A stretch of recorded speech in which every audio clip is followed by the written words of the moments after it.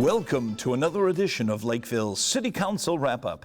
During this program, we will highlight the agenda items presented to the Lakeville City Council at their July 15th, 2013 meeting.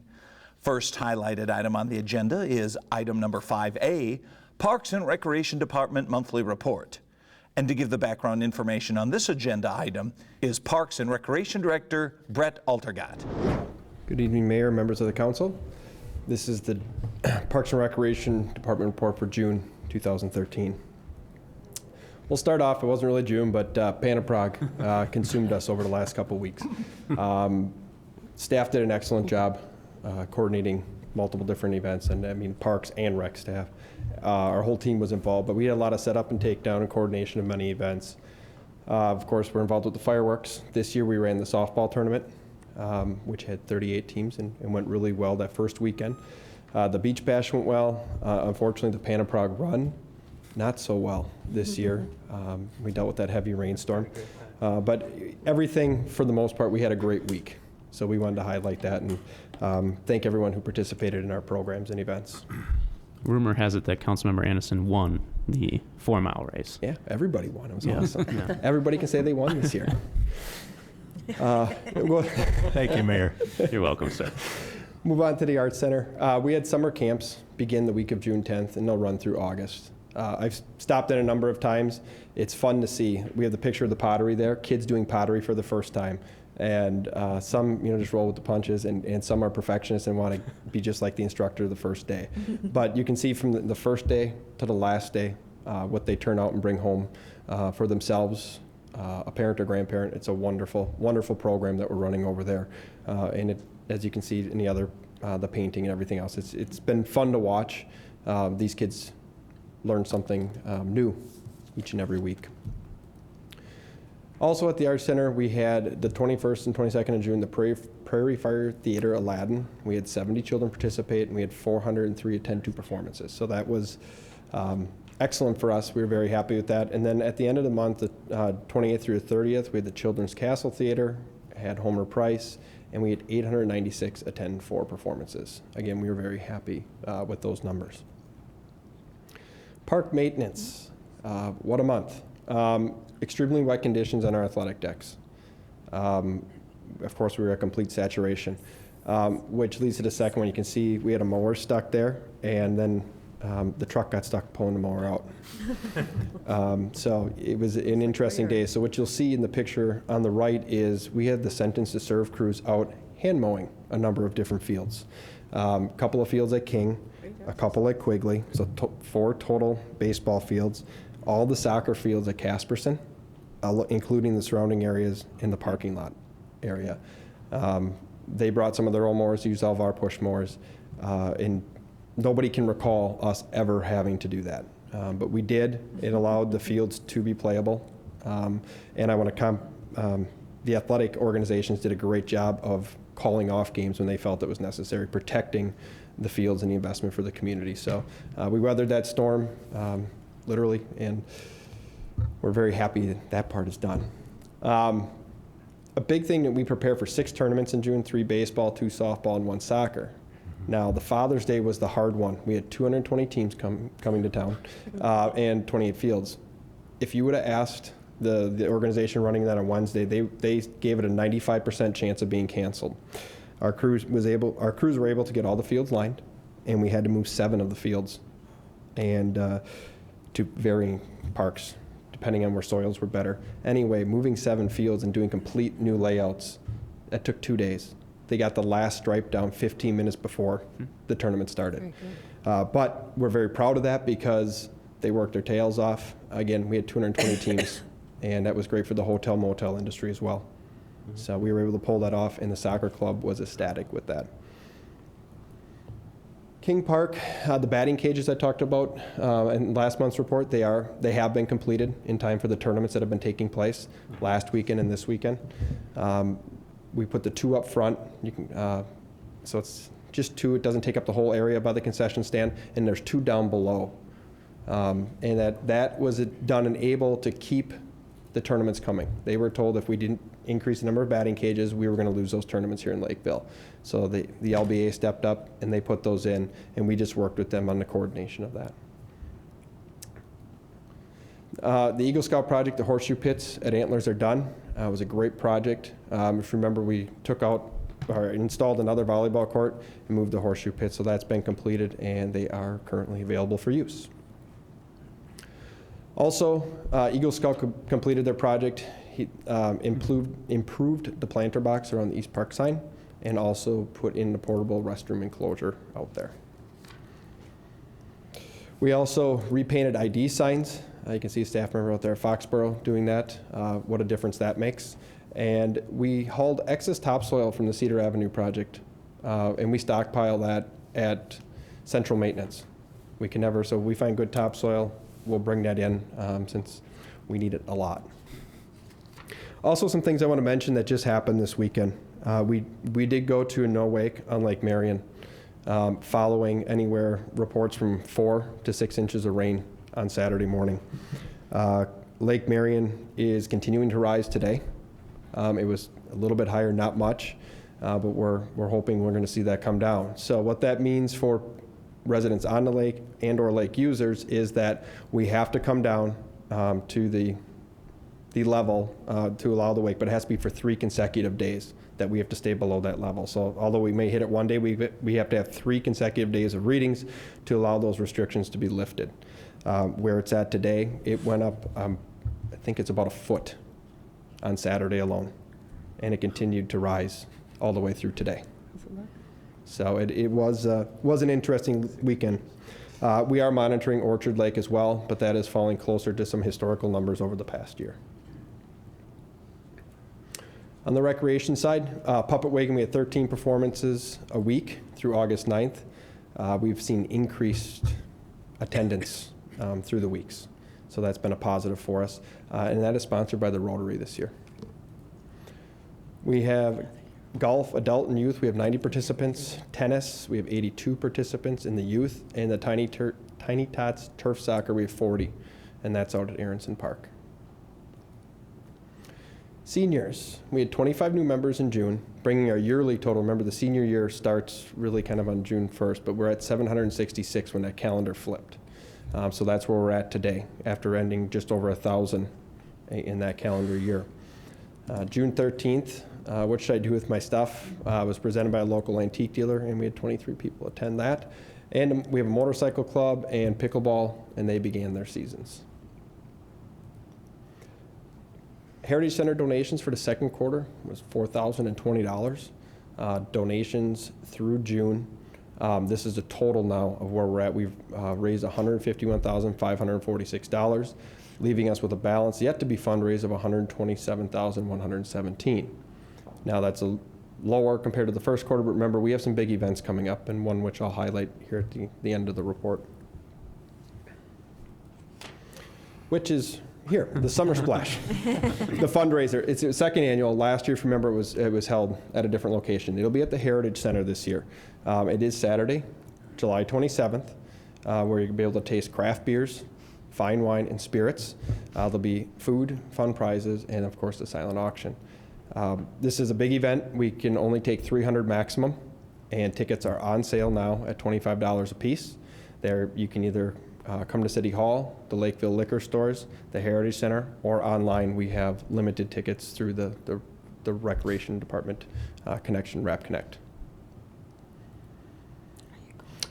On that, just some upcoming things. We're taking registrations currently for all programs as usual for Arts Center Recreation. Some performance we want to highlight is July 19th through the 20th, Midsummer Night's Dream, which is a Prairie Fire Theater. July 27th, Cactus Willie, Boxcar Bob, and the Drifter, country bluegrass performance. And then August 9th through the 11th and 16th through the 18th, Everybody Loves Opal, which is Expressions Theater. And they're currently in rehearsal for those. And with that, I'll take any questions. Next highlighted item on the agenda is item number 5B, Police Department Monthly Report. And to give the information on this agenda item is Chief of Police Tom Von Hoff. Good evening, Mr. Mayor, members of the council. I'll be presenting the June 2013 monthly report. And every month we look at our mission statement. In partnership with the community that we serve, we are dedicated to reducing crime, problem solving, and ensuring the quality of life in Lakeville. And looking at reducing crime in selected categories, we have no homicides, 2 criminal sexual conduct cases, 13 year to date, 2 robberies. In the month of June, I'm going to talk about both those robberies. They are solved and individuals are charged in both those cases. 1 domestic assault, other assaults 3, 15 burglaries, 49 year to date, 5 fraud cases. Traffic crashes, 50 versus 69, 347 year to date. Speed citations 91, seatbelt violations 6, 16 DUIs, and 780 traffic stops.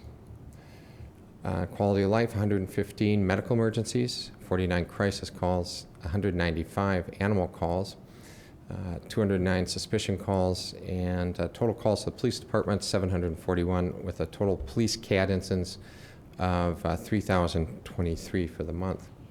If you look at the breakdown of property crimes, thefts under $500 are the most, with 37%, followed by property damage, which is a little bit different than what we usually have. Usually it's followed by fraud, NSF checks, and swindles, which is also are computer crimes. So it's a little bit different this month, but not unexpected since the weather gets warmer and we have more activity. And you can see compared to last year, which I think is worth looking at, more thefts under $500 and property damage is up as well. The street crimes activity, and I just took a singular thing that the street crimes unit worked on, just to give you a little bit of a range of things that we work on. This is Antlers Park. You might notice the parking there. They're all parked on the lawn there, which resulted in us working with the park department to get that posted down there. Officers had to go that particular day, and write a couple of tickets, and then got the rest of the cars moved off because people came and moved the cars off of there. But this just, we focused on the Antlers Park area, and during the 60-day period, this is kind of a summary of some of the things that we have seen down there, including 1 simple robbery, which involved a bicycle and a backpack, and I'll talk about that, a fight, extra patrol, people trespassed. Whenever we arrest someone in one of our parks, we trespass them from all of our city parks. So just their presence in there after they've been formally trespassed by us can result in their arrest. We found that to be very effective. And during that time, we arrested 3 people for assault, 2 for simple robbery, 4 for marijuana violations, and 2 for curfew. Our street crimes unit works in there both undercover and with marked units. And we work aggressively on the parks at the beginning of the summer, and we found that this has been very good in maintaining a good response and really having the parks be open and enjoyable places for all of our residents. And so this is just one project that they worked on during the month, but it kind of shows how our street crimes unit can respond to any type of event. And they would come out on weekends and nights and work at all different times, you know, when they, and do it on very short notice. Our traffic safety unit in June, this is Officer Todd Williams here. You see him on a traffic stop, and he's been took over as the traffic officer. Todd actually began his career as a Minneapolis police officer, and I worked 2 years on Minneapolis' traffic unit. And he's currently assigned as our school resource officer at Lakeville South, so during the summer he comes back and works as our traffic officer and over the summer break. And you can see some of the areas that, enforcement areas, he's been working on: Jubilee Way and Jubilee Circle, Flagstaff between County Road 46 and Dodd, Holyoke and 202nd, the railroad crossing on Granada, south of County Road 70, Dodd and Highview Detour, Griffin Path and Harmony Way, and you can add to that Ipava Avenue all the way up and down. So you'll see him working in that area as well. What we have found in you know, when we use the traffic unit is that it's a combination of doing enforcement. We also use our traffic trailer, and we also have on loan from a local resident who sells traffic trailers, a second traffic speed trailer that has a reader board attached to it, and they're letting us use it for the whole summer. So we actually have 2 that we can deploy, and we will be using them as well on Ipava. The first robbery I'm going to talk about, one of the significant cases, is we received a report on the south end of town of an individual who said that he got robbed by 3 individuals. The officers responded to the area and found out that this was a individual who had agreed to go and some individuals approached him and said that he could buy a bag of marijuana, took him down on the tracks and beat him up and took his money and did not give him any marijuana, obviously. Officers responded to the area, located the 3 suspects about a quarter of a mile away, arrested all 3 of them. They were subsequently charged with felony robbery. That's a strong arm robbery, but it's what we refer to as a simple robbery involving no weapon. This all happened, like I said, within half an hour of the report coming in. We had a fatal motor vehicle crash on June 22nd at the intersection of 202nd Street, and that's Cedar Avenue there. There's a motorcycle and with a single vehicle. Motorcycle was traveling northbound on Cedar Avenue here, just approaching the intersection. Driver was making a left-hand turn from eastbound 202nd Street, pulled out in front of the motorcycle. The motorcycle struck the rear of the vehicle, and the motorcyclist was killed. It's a 26-year-old individual from Claremont, Minnesota. Interestingly, Captain Tim Knutson was 2 vehicles behind the motorcyclist and witnessed the whole crash and the accident there. And officers were out at that for quite a while, and they had closed down the crash scene to process that. Our second robbery, actually, I referred to it, it happened in the park, and in Antlers Park, and it was an individual who had reported his bicycle and backpack stolen. If you look in that picture, right at the center of it, you can see a bicycle laying down in the weeds. So the officers recovered the bicycle. The individual reported this occurring, and officers responded to the scene. Other officers responded to the area, located the 2 juvenile individuals who committed the robbery. They were also arrested and charged with robbery, and the property was subsequently recovered. So we had 5 individuals charged with robbery and 2 robberies cleared this month. Next highlighted item on the agenda is item number 7, resolution authorizing issuance, awarding sale, prescribing the form and details, and providing for the payment of $4,800,000 general obligation improvement bonds. And to begin a series of presentations, here's Finance Director Dennis Feller. Thank you, Mayor Little and members of the City Council. The $4.8 million general obligation improvement bonds finances the street reconstruction projects for this year. It's predominantly in the Valley Park and in the Clays Acres area. The special assessments for these projects was adopted on May 6th.